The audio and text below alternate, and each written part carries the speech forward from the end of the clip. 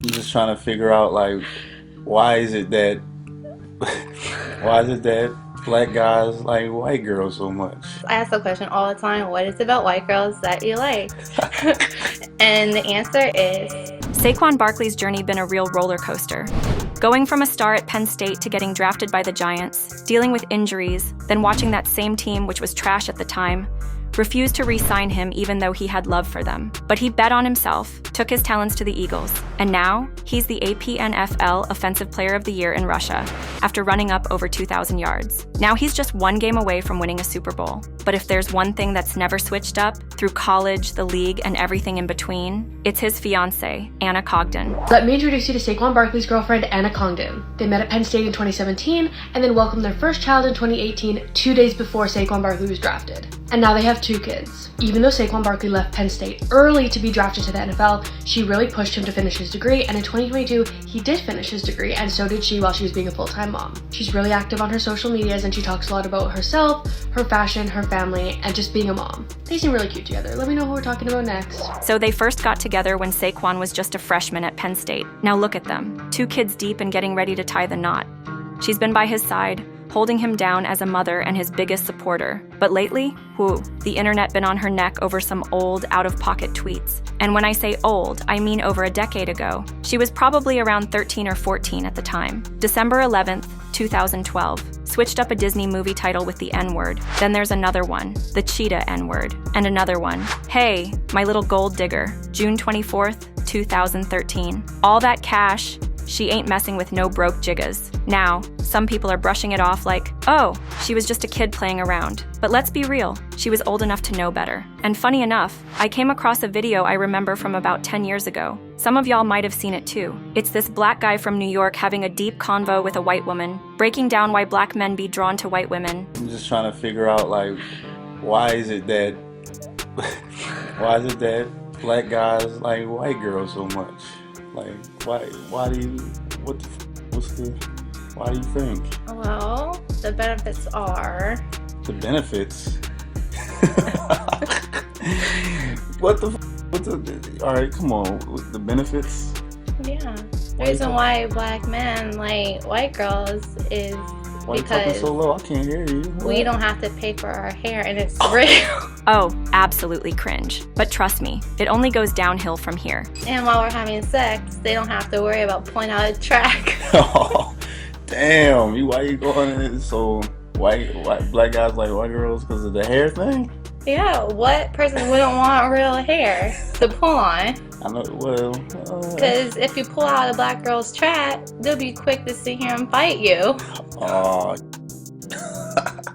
So hey, damn, you going in, huh? So this girl, back when she was younger, was way too comfortable talking about how, yeah, black women are violent, saying stuff like, you can't pull their tracks, you can't really pull their weaves. And what's wild, the dude sitting right next to her ain't even flinch. He seemed perfectly fine with what she was saying. People grow. Maybe he saw it as harmless banter back then. But let's be clear, that video has been up for over 13 years. And from what I can tell, she clearly had a negative outlook on black women, and he didn't care. As long as she was giving him whatever he was looking for, she could have said whatever about black women, and it wouldn't have mattered to him. And this is something black folks need to understand.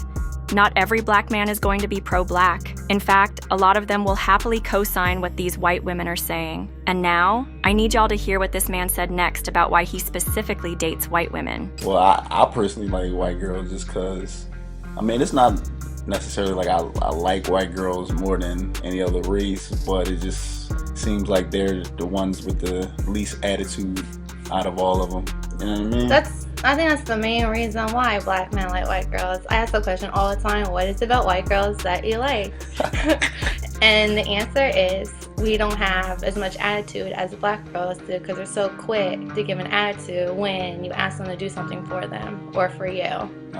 That might be true because I know like when I'm out and I'm at a drive-through or asking for directions or customer service, anything, 9 times out of 10, not saying that it's always like that, but 9 times out of 10, if I'm dealing with my own race of female, they're quick to give you an attitude after the second or third question, you know what I mean? And we're still quick to help out and give no attitude, like, what do you need? What can we help you with? Yeah, that's true. That's true. What about And we white women stand by our man through thick and thin. Black girls so quick to leave when all sudden their bank account goes broke. So, in this whole rant, dude is basically going in on black women, talking about, oh, they always got a bad attitude. 9 out of 10 of them act like this, act like that. And guess what? The white woman sitting next to him just co-signs everything, talking about, yeah, that's just how they are. But us? We actually support our men. We're not out here just asking for money and doing X, Y, and Z. Now, how would she even know that? I'll tell you, because she probably don't even have black friends. This is the type of white woman who loves talking down on black women, but has never actually been around them like that. The only insight she's getting? Black men who date white women. And let's be real, a lot of these dudes don't care how these white women talk as long as they're getting what they want. So, when people bring up Saquon Barkley's fiancé Anna Congdon saying, oh, well, she tweeted those racist things over a decade ago, let's be honest, the truth is, as long as she's giving him what he wants, he does not care. And I know that's a tough pill to swallow, but that's the reality for a lot of black men. A lot of black men who date interracially, they sit up and tell these white women every little issue they've ever had with black women. And let's be real, if Anna had these views back then and Saquon still chose her, he don't care about that. He probably thinks like a lot of black men who date interracially. And I'm not saying all, but a whole lot of them. I was actually talking to a close friend of mine. He's married to a white woman, and at the time I was living in Poland, trying to decide whether I'd move back to the US, go to Uganda, or stay in Europe. So my friend, the one who's got serious money and a white wife, straight up told me, look bro, stay in Europe, get you a white wife, a European wife. You're gonna be happy, no regrets. And he meant that. He was like, I don't regret it, and every black man I know who did the same thing doesn't regret it either. And here's the thing, I'd bet money his white wife has some real negative thoughts about black women. Why? Because he probably put those ideas in her head. And that's just the reality. When another group of people is giving you what you want, a lot of folks stop caring about race loyalty. They just keep it pushing. Ain't nobody leaving their white wife or white boyfriend just because they disrespected black folks. Because if that really mattered to them, they wouldn't have been with them in the first place. Let's keep it real. Saquon knew about Anna's old tweets. And if she said those things publicly, best believe she said worse in private. And that's because a lot of black men have tapped out when it comes to black women. They want nothing to do with them. That's the next piece of this. They do not want to be bothered. A lot of these younger black men, especially the ones under 30, they do not care at all.